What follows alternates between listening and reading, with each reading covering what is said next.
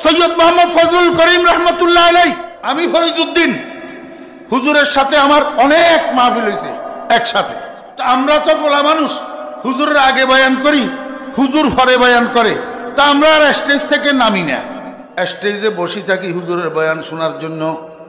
আমি আল্লাহর জাতের কসম করে বললাম, এই এক ব্যক্তি সৈয়দ মোহাম্মদ ফজলুল করিম রহমতুল্লাহ আলাইহি নিজেও কাঁদে, গোটা প্যান্ডেল ভর্তি মানুষগুলারে কাঁদায়।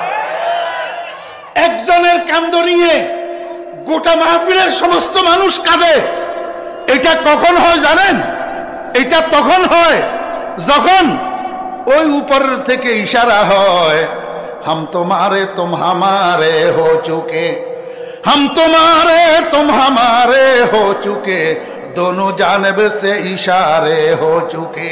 উপর থেকে যখন ইশারা হয়, বান্দা তুমি আমার হইয়া গেলা, আমি তোমার হইয়া গেলাম, তুমি আমার হইয়া গেলা, আমি তোমার হইয়া গেলাম। অতএব এই সময়ের মধ্যে তোমার ব্যাপারে আমি কোনো সিদ্ধান্ত যদি নিতে চাই, আমি তোমাকে জিজ্ঞেস করি, বান্দা তোমার ব্যাপারে আমার এই সিদ্ধান্ত, বলো তুমি রাজি আছো কিনা?